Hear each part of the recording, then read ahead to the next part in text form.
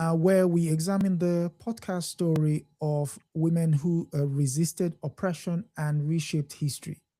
I am one of your hosts, Adesoji Iginla, and with me is my co-host, Fubara Eneli Esquire. Before she goes into character, today we explore the life and work of Zimbabwean literal giant, Yvonne Vera, a writer whose words confronted silence, patriarchy, and historic amnesia. Welcome, Miss Vera. Thank you. Without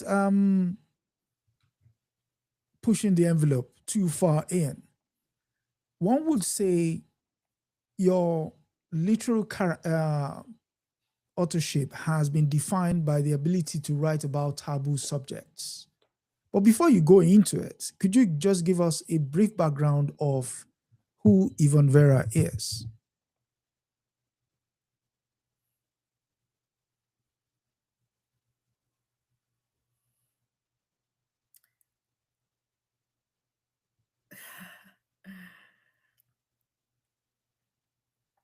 As a writer and one who has had such a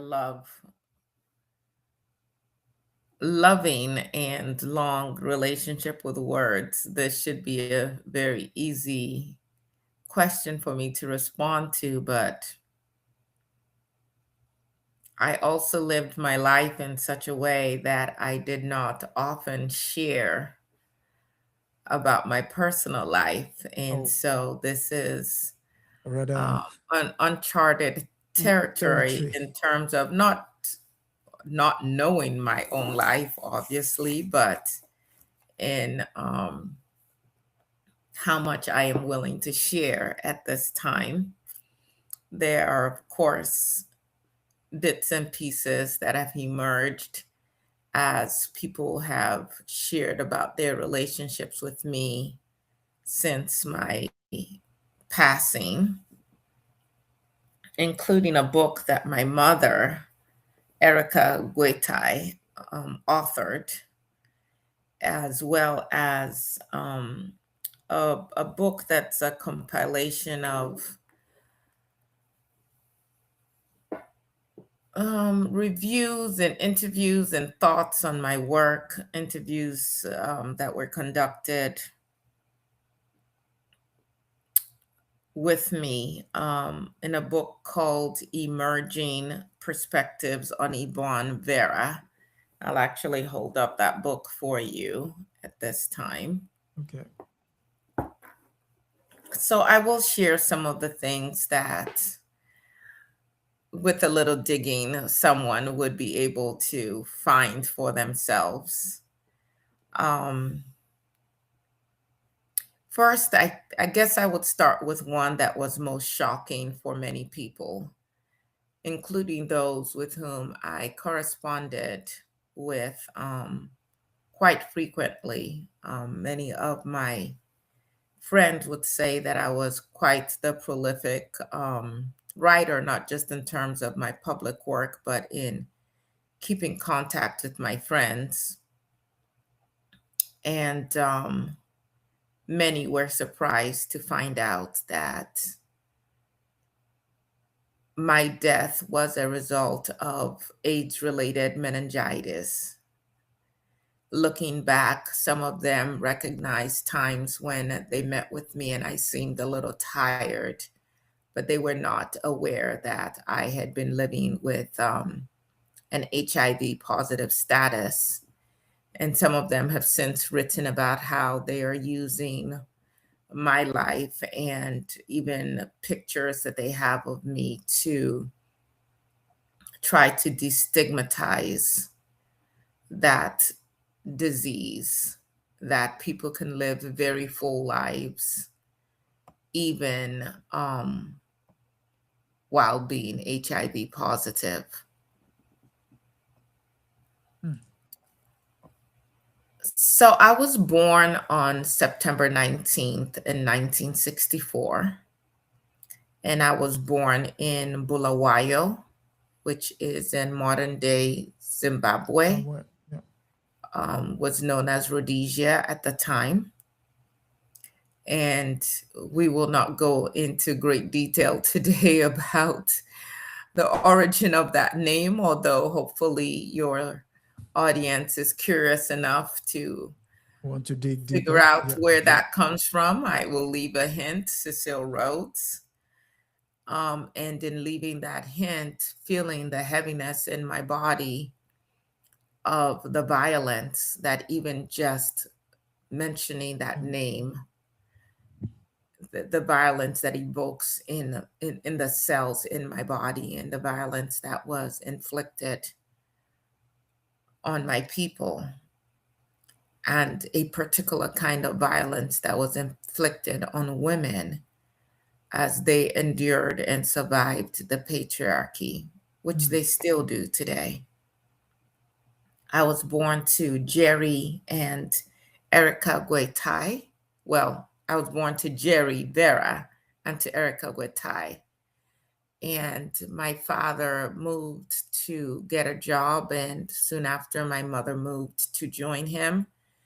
But that union did not last. And so my mother soon left with me in tow, and we moved from place to place. She was a school teacher as she attempted to make a living. And by the time I was 8 years old, I was picking cotton as a way to supplement the meager earnings of my mother, of our family at the time. And I believe that you have, through this platform of yours, spoken with other women who have also had this experience yes. of picking cotton as Cotton. well. Yeah. And it might come as a surprise to many that that was not something that was unique to Unique. just the children or descendants of enslaved Africans in the United States of America, Mm, but that it was a life that was imposed on many other people of African descent across the world. You started off by saying, I'm a writer known to have written about a lot of taboo new subjects. subjects. Yes, I did. And yes, indeed, I have. And I guess the question should be asked, or I would ask, is why those subjects are so taboo, because these were not things that I made up, but things that actually happened, whether I was writing about incest or abortion or rape or mediums, as a matter of fact, or suicide. And what's interesting is that in hearing people discuss my work or discuss me, there were sometimes criticisms that my work was too biographical. Mm, And I would say to them, mm. there is no way that I could have been a product of incest who also had an abortion, who also committed suicide, and who was also a medium, and I'm alive Okay. writing, Okay. right? So we put it down to vivid imagination as opposed to okay. Well, of course, most writers do draw from their lived experiences to some degree, but it's also what I've done with my writing is also explore particularly the experiences of women, Mm, and often those experiences that we do not make space to be verbalized. In fact, most women would not even know how to verbalize those experiences, even as they live them, and even as though the emotions and the trauma from those experiences mm, create conflict and continue to impact how they live and how they relate to themselves and to others. So yes, I wrote things that cannot be spoken, things that are carried. mm. Um, things that people often did not want to name. And I suppose that brought about a degree of This discomfort comforts. for some Yep, yep, people.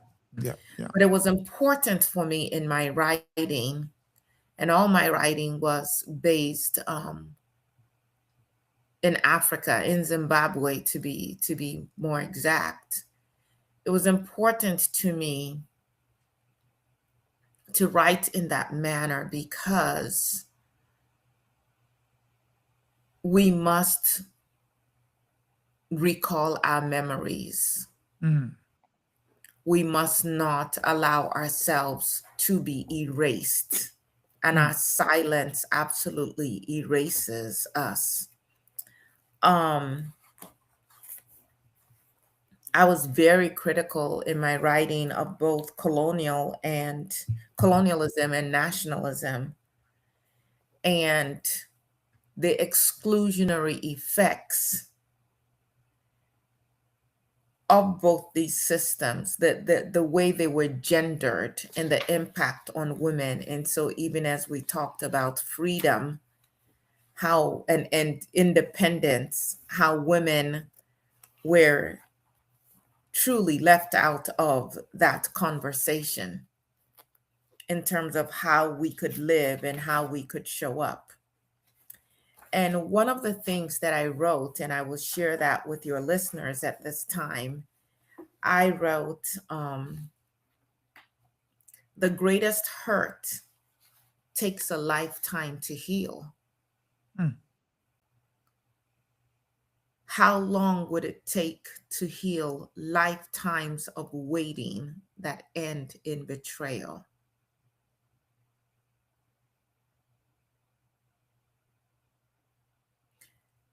How do we heal if we choose not to remember? If we choose not to find the courage to give voice to those things that have remained voiceless? And so for me, my novels, my writing create for me a space of reflection and remembering. And my goal is to help change the object of the reader's desire mhm, in order to create a post colonial nation in line with its original hopes, which was mm. liberation. In other words, freedom as a way of being, a voice, a body to behold. Mm. And we must name these things, we must speak these things that are considered taboo in order to move towards a truer form of liberation.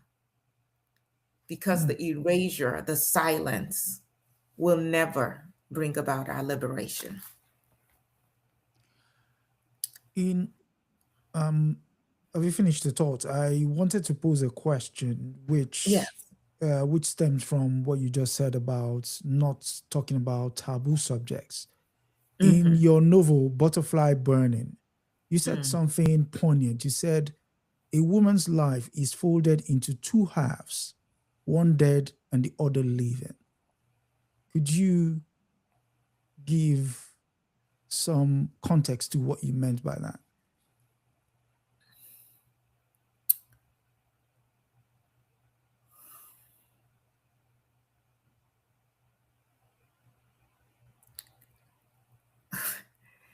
Even when you think about the life cycle of a butterfly, and you Mm, think of that period where it's in a chrysalis, yeah. where it's for all intents and purposes not moving, very vulnerable, um, that could be a place of death if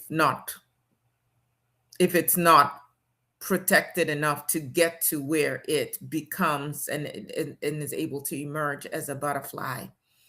When you look at the lived experiences of women, and often the the things that we don't speak about, and the African woman in particular, there's this constant struggle. And with the imposition of the patriarchy, almost a requirement to die to yourself in order to live, Mm. to die to your dreams, to die to your own hopes, to be the good daughter, to be the good wife, to be the good mother, to be the good grandmother. That endless sacrifice that is required, if you will, of women. Now, men might also see that in a different light, and see their own sacrifices that are often imposed on them. But that is what I was speaking about when I talked Okay. about women folding in Two on halves. themselves. Yeah. Like you have to die to self, lose aspects of yourself to be celebrated as a true woman. As a matter of fact, I will go back and give a little bit more of a chronology, but at one point after I had received my PhD in Canada, I returned to Zimbabwe, and I was living in a home that had a colonial history. It was a home where a military officer had previously occupied, and a woman whom I had known since childhood, who had heard of my return, and we were speaking, and she was very critical of me and the choices I had made, because she said, "What, you came back here, no husband, you're living in that place by yourself." And it was as though my independence was an affront to womanhood. Mm. I was bringing shame, if you will. Even though she lived with her parents, that was a better state to be in as a woman. And so the patriarchy is often upheld by women, Mm. Mm. Mm. not just men. We buy into it and we uphold it. That is why you would hear mothers talking to their sons and saying, "Don't cry like a girl," Mm. or telling their daughters, "Sit like a woman," or, "You need to learn how to cook so you can take care of your husband and your children," things of that nature. But men are not, or young boys are not raised in quite the same way. And so years later, as she started to read about some of my accomplishments and accolades, she did call, showing some pride in what I was doing. But certainly the initial response was I was not Complete. conforming to the way a proper woman should live. Mm. Mm. And yet, in attempting to be what society requires us to be, it often then exacts a price in terms of our autonomy, our independence of mind and spirit, and what we're able to do. Mm. Um, I believe that my writing very much was shaped by the fact that I was born into a place that held both beauty and fracture, born into a country that did not belong to itself. And at an early age, I absorbed that history does not stay outside of us. It's not just something you read in a textbook where people say, "Well, this happened and that happened." The people, Internalize it. yes, it enters, it settles, and it remains. Even when they think it hasn't, even when they have intellectually forgotten, it remains and it shapes how we show up.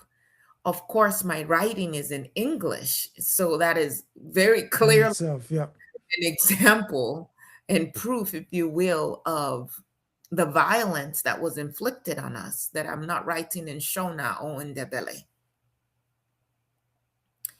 And people often have had, critics, concerns about my writing being unfamiliar because it doesn't follow straight lines. But I would say neither does pain, Mm.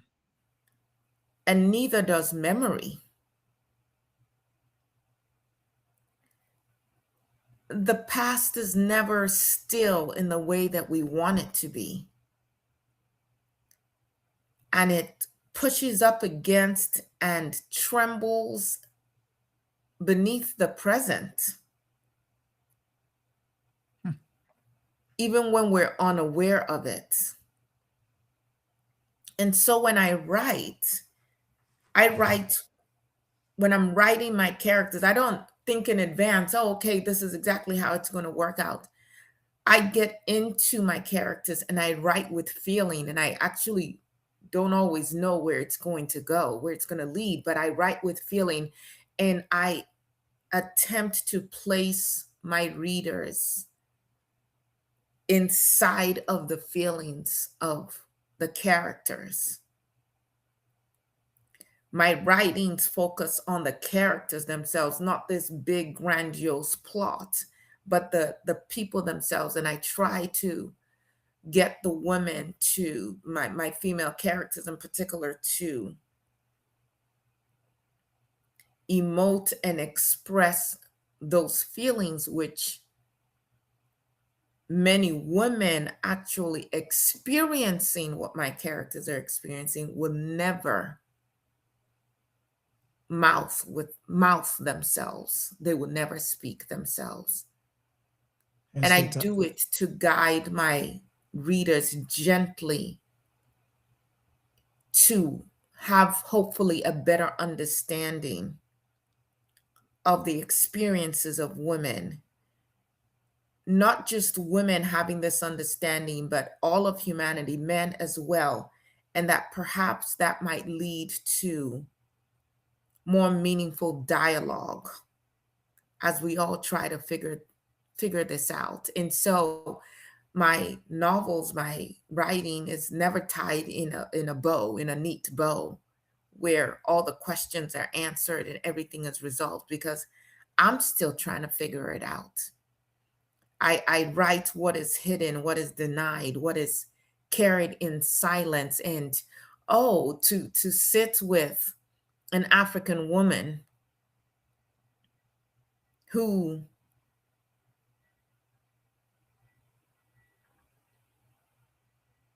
is in touch with herself, even when she's not aware she's in touch with herself. And what you can read in between the sighs. Have you ever seen, and I think this is a universal language of African women for sure, but maybe women from across the world, but have you ever seen a woman, an African woman, interlace her fingers and put them on her head? that's the And just the message that is sent with just in that moment, universal sign of resignation. Yeah. as if is it to shield her head? Is it to the worst? The worst has come. How do you then put that silence, but yet that very pregnant silence into words? And Mm. so I write the body because the body remembers. The body has its own language and it does not forget. And so when I look at some of the books that I have written, in Under the Tongue, there is a child and she cannot speak what has been done to her. So I give you her silence. The words don't come, they remain buried under the tongue. Hmm.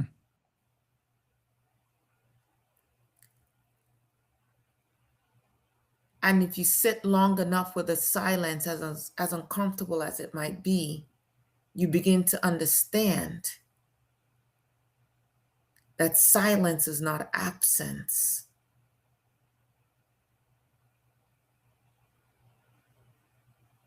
It's weight.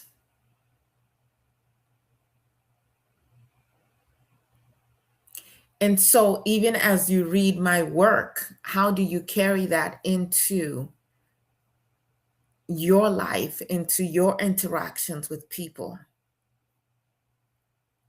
That woman who seems sullen and withdrawn, what is her silence really saying? In my book, Without a Name, war does not end when the fighting stops. And I think of my people. And today, we might think of the people of Lebanon, or of Iran, or of the Congo, or of Sudan, or Medugri, all the parts of the world that are racked by war. Gaza. It enters the body. It enters the body of even the unborn, and it lingers.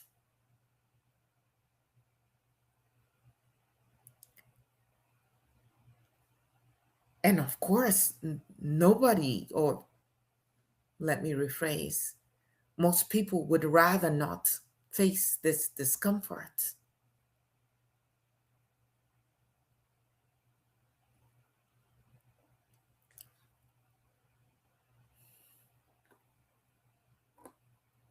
After the oil starts flowing again, after the bombs stop dropping,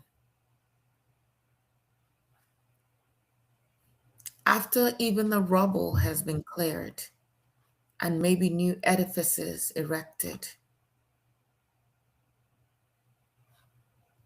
the war lingers in the body. The body carries what we don't want to see, what sometimes the person carrying it can't even articulate and cannot remove.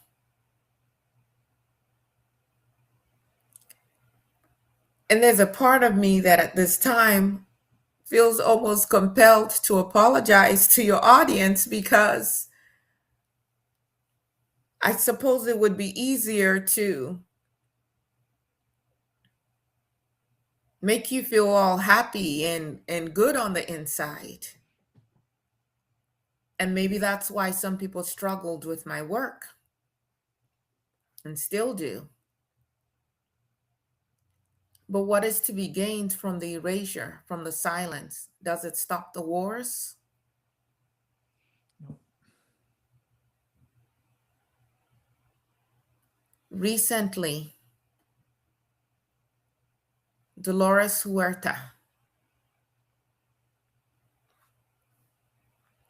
some of you may know,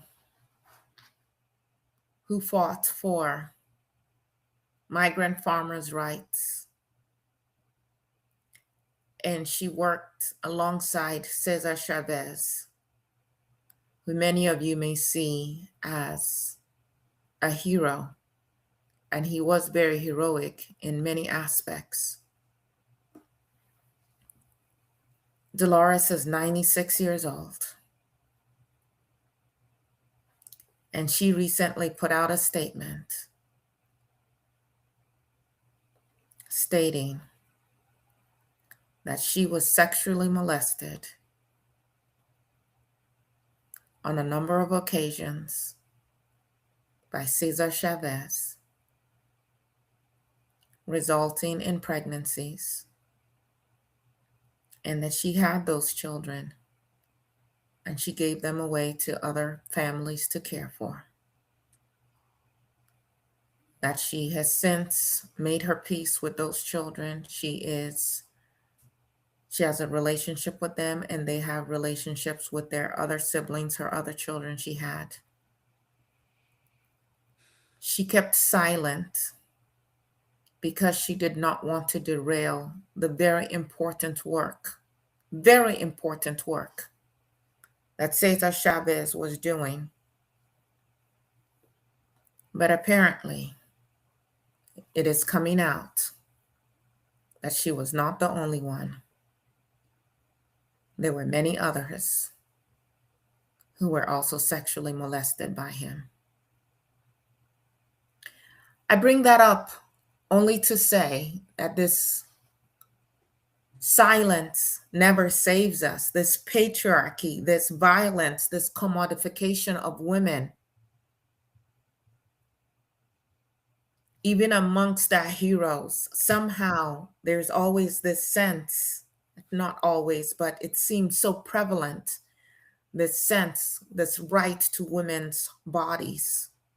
We saw it with Gandhi.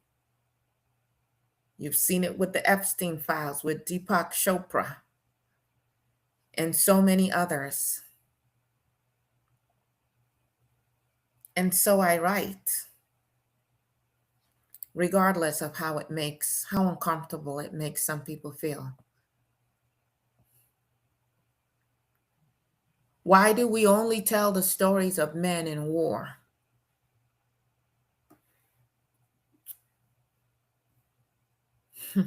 Society loves a hero. We must tell the stories of women as well. You brought up my book, Butterfly Burning. And in it, I wrote about desire. I wrote about choice. I wrote about a woman deciding for herself, choosing, even when the world refuses her the right to choose. And I wrote without judging her. I did not soften her.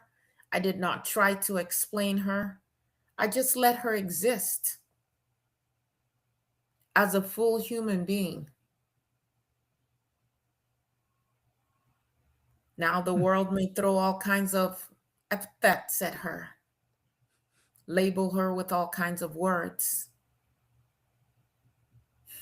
But can she just be whatever it is that brought about her being? And in my book, The Stone Virgins, I invite my readers to understand what happens when violence enters the land and how it also enters the body. And throughout my work, I talk about women's relationship with the land.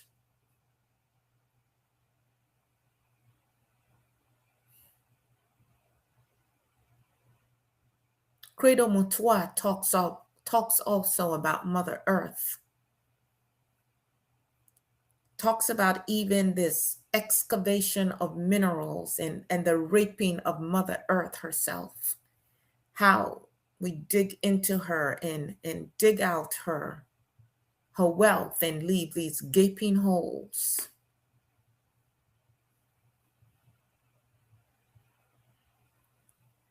This violence on the land, this pollution in the land. The wound is not only in the land, it is carried within. And when I write, I want my readers to feel it. Because if they feel it, then maybe they're moved to do something differently, to see and act differently, to respond differently. We've got to feel.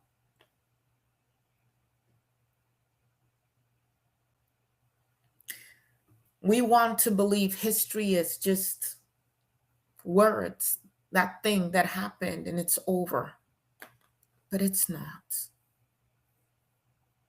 It continues. And in my body, I carry the memories and the weight of all who came before me. In fact, my book, Nehanda, and I believe you also have spoken to Nehanda. Yep. Have you not? Yeah, we did. I wrote this book, this novel, Nahanda, and I based it on my maternal great grandmother.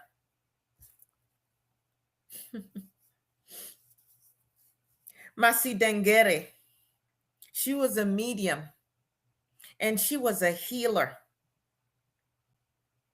We called her Nanga.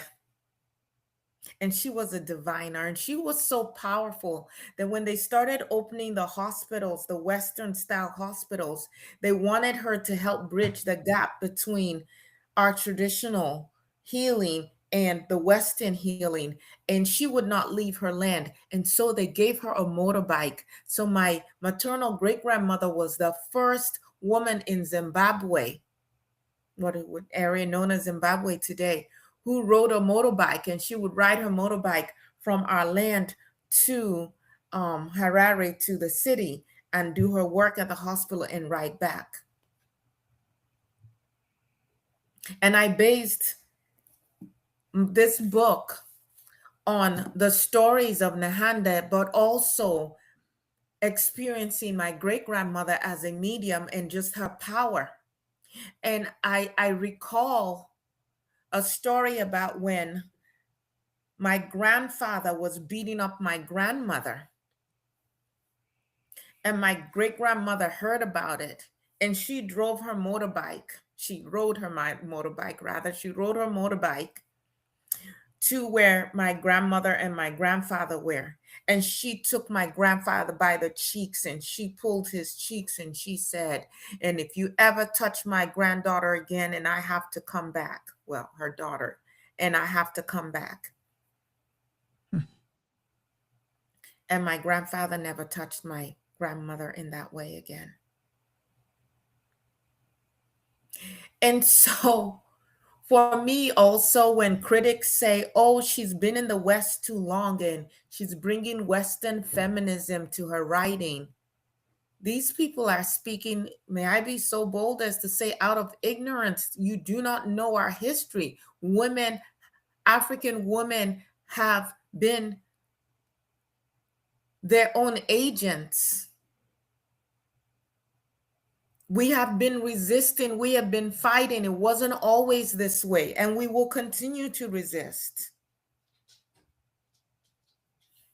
And it's not Western feminism. We actually had more rights than even the Western world could ever conceive of. So when they would come and see what African women could do and did do, they were the ones with their patriarchy and their ideas who would further inflame African men to be so threatened by the autonomy of women.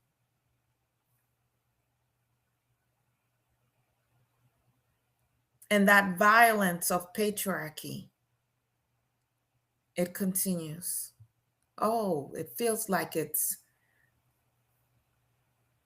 put down roots and spread out and put out fruit and just proliferated the land.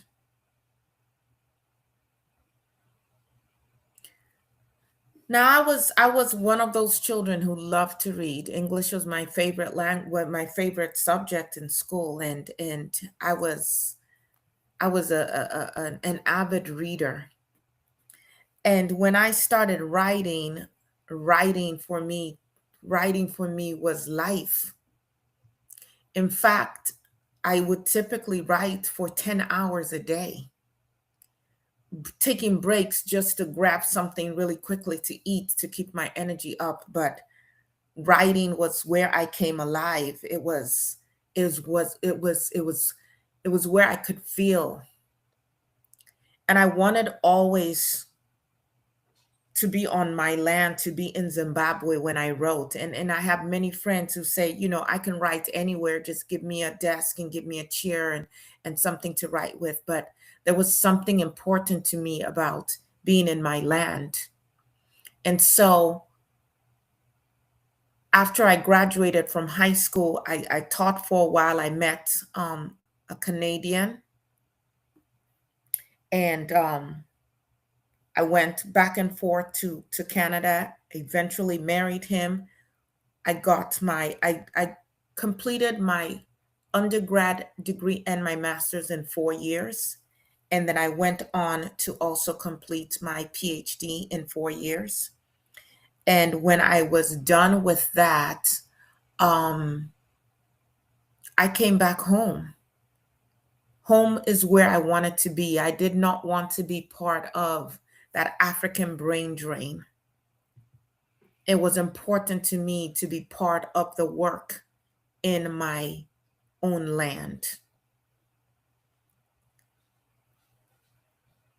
to be part of figuring out what we were going to be, how we were going to reclaim who we were, and define who we were going to be.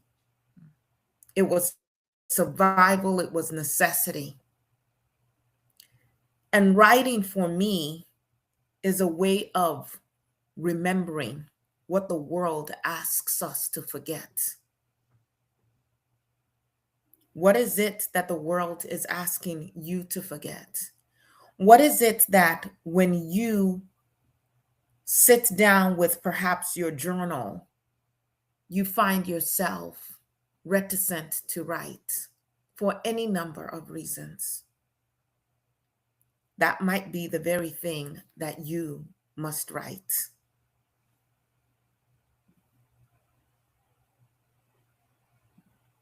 So that your voice is not silenced.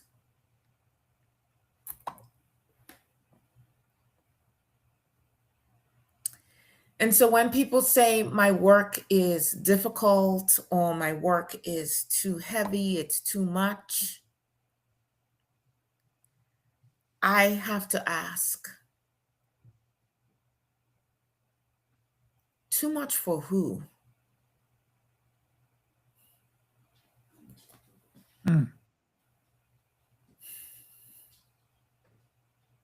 Too much for the one living it? Too much for the one desiring change?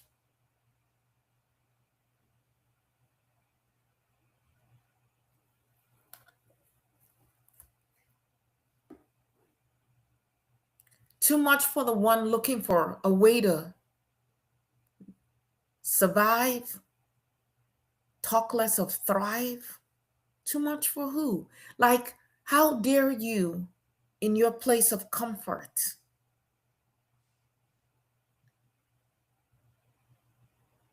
decide that the burden someone else is bearing is too uncomfortable for you to even consider, while they get to live it in your forgetfulness?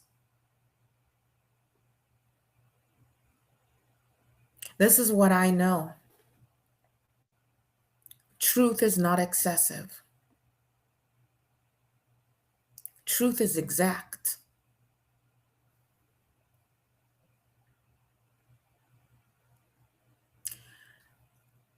I would love to be remembered as a writer who had no fear for words.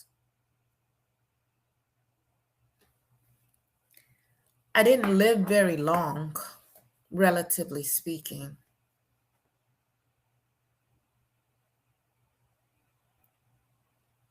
I died at age 40.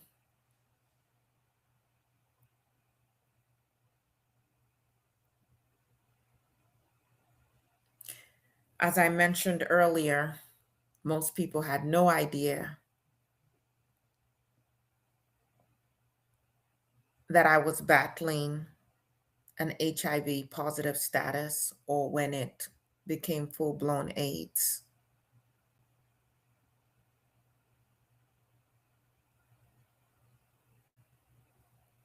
One of my biggest fears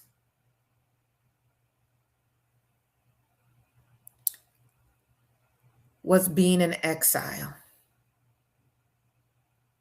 And I know you've talked to many other African women who were exiled.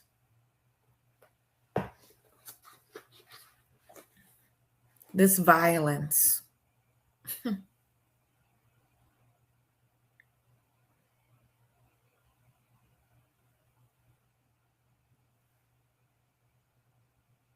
You spoke with Mama Miriam Makeba. Yes, we did. Ama Aita Ido.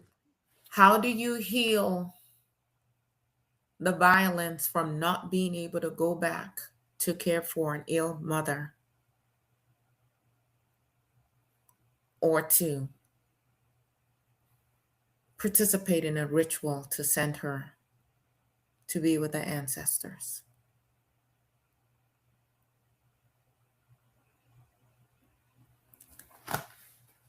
But I left Zimbabwe when I could no longer remain. I was the director for an art gallery, and I was very intent on showcasing the art of my people. Hmm. And we had patrons who were indigenous people, but we also, of course, had people who were not indigenous to the land who also patronized our gallery. We wanted to make sure that it was accessible to everyone. But then the landscape started to change and fuel costs went up and people couldn't even afford the transportation costs to come to the gallery. And the tourists weren't even traveling to Zimbabwe anymore, being able to patronize our gallery. And so I was working for peanuts anyway. But then, even the artists, we would do all of this work to put up their art, and there would be nobody there. We went from having 2,000 visitors a month to barely even 10. And it just stopped making sense. And I was so afraid of what was going to happen and would this place close.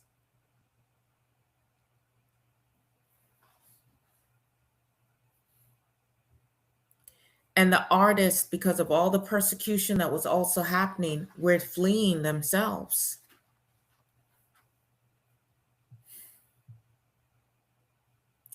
I remember one time driving into the township and I had a car that could sit 4 people.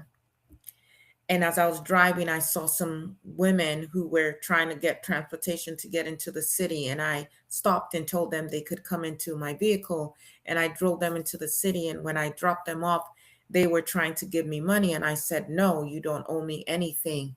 And they just started crying and just praying over me and just so profuse in their gratitude. And after they exited the vehicle, I just sat there weeping because we should not have to live this way. Just the gratitude of these women, just because I gave them a ride into town. Like I said, I was going to be driving into town anyway, the same amount of the fuel.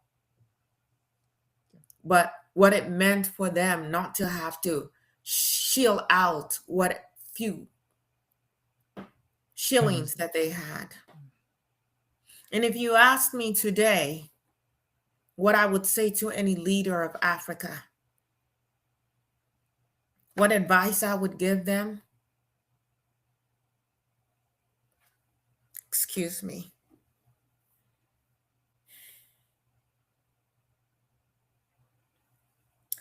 I am not one taken to public displays of emotion in this way, but I feel so heavily right now the burdens of my people.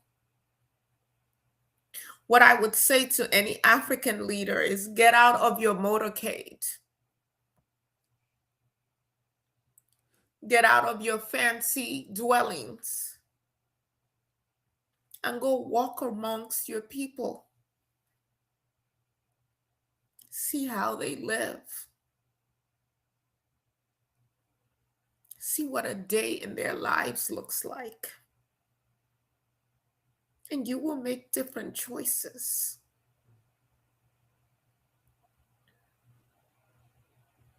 And the same is true for you listening to me today.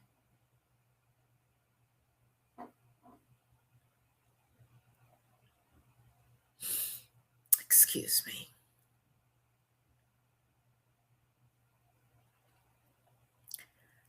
I did leave Zimbabwe when I could no longer remain. I had separated from my husband, but I returned to Toronto and to my husband,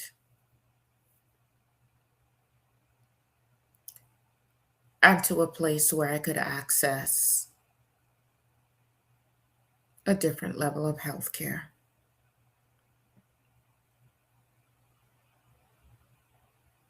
And even then, the work remained.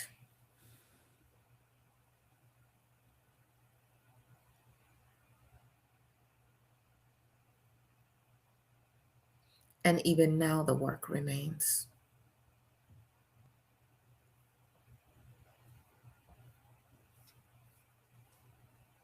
The question is how willing we are to do that work, to be uncomfortable, to not be swallowed up in that silence, to not be erased, and to not erase others either.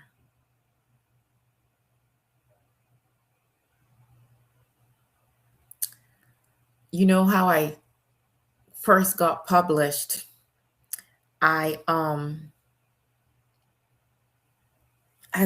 was in Canada, I was an undergraduate student, and I had submitted a short story to I think it was a newspaper, and they loved it, and they wrote back and they said, "Do you have more?" And I didn't, but I said, "Yes, I do." And so I went on to write more, and that was my short story collection. And then I wrote from 1992, I wrote 5 novels. So Nahanda in 1993, Without a Name in 1994, Under the Tongue was published in 1996, Butterfly Burning was published in 1998, and The Stone Virgins was published in 2002. And at the time of my death, I was writing my book, Obedience, which I didn't finish. And the collection of stories, which was my very first book, is called Why Don't You Carve Other Animals? And hopefully this doesn't sound too forward. And if it does, well, it is what it is.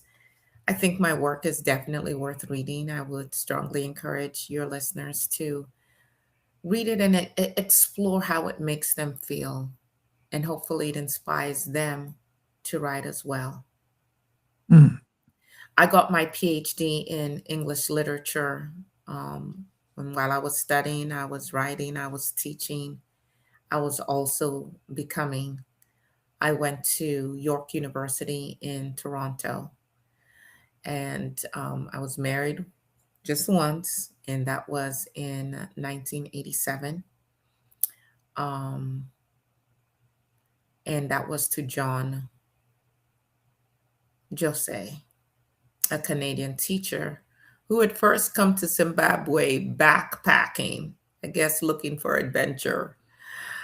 Um, I have been celebrated in a number of ways. Not, I got quite a few awards while I was living. A lot of people talked again about my difficult lyrical style, um, in that I emphasize the unequal relationship between men and women, particularly within the Zimbabwe struggle. Um, but I do believe that my work can be extrapolated into just about any other place in the world if you just sit with it and if you are paying attention. My archives today are stored at the Clara Thomas Archives and Special Collections at York University in Toronto, in Ontario. And I think I will stop there. I think I've shared enough. Yeah, yeah. You Unless you want to know some of my words. I mean, these things are important to some people because then, oh, that legitimizes her. But, I was recognized with a Commonwealth Writers Prize from the Africa region. I did get the Zimbabwe Publishers Literary Award and the Macmillan Writers Prize for Africa in 2002, and also the National Arts Merit Award. There were awards that I also received in Germany and in Toronto, and yeah, so um, thank you for having me. No, thank you for coming through. Again, this is the reason why we do what we do here. We need to highlight the role women have played in the struggle and to also underscore whatever it is they've put into it, no matter how little in the grand scheme of things. Moving a needle is quite a heavy task in itself. But there is one quote I want to leave us with, and it's from your novel, Under the Tongue. And it says, and I quote, it says, "A daughter is the birth of a dream. A daughter is daylight in growing leaves." So, daughters to mothers, mothers to daughters, mothers to grandmothers, you're the birth of a dream, as you said. So, that said, we've come to the end of this week's episode of Women in Resistance. Next week, it will be the turn of Queen Mother Moore. Who she is, what she's about, we shall find out in the course of next week's episode. If this is your first time here, do like, share, subscribe to the channel, and do all the good stuff. Until next week, would you like to leave us, Ms. Vera, would you like to leave us with some parting words? Well, let's see if there's something that I've written that I would like to share with you. There's a part of me that feels I don't want to leave them down. But I do want to challenge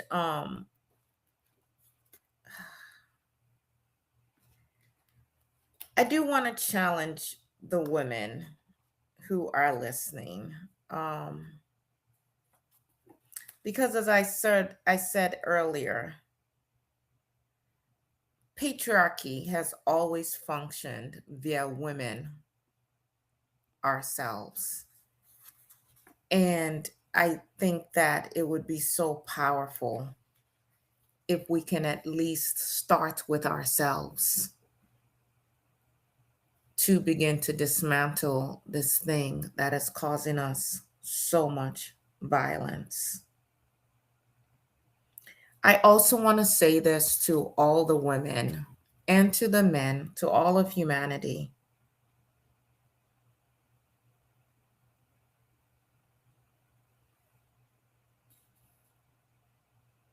I recognize how difficult it is to go to those places that have been in the shadow for so long. Those places that don't quite make sense, those places where your emotions conflict.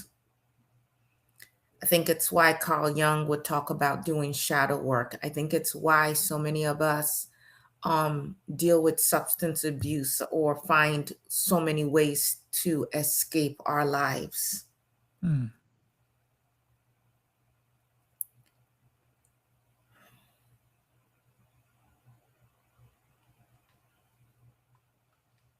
But there's a treasure in remembering. There's a treasure in excavating those spaces. And there's a real tragedy in allowing life as it is now to function like termites that go and destroy these memories, or at least try to. And so I want to encourage a deep bravery to go to those places where you don't know whether you want to scream or laugh uncontrollably, or where you're rocking back and forth because you just have to figure out a way to soothe yourself, where you're besides yourself literally, so that you can get in touch with those deepest parts of you, Mm. because there's a treasure in those memories, and the healing is in those places. And what you don't heal, the next generation still has to contend with. I thank you again for the opportunity to speak with you all. No, thank you. Thank you. And yes, thank you all for coming through. As I said earlier, next week would be Queen Mother Moore. And that said, until next week, it's good night and God bless.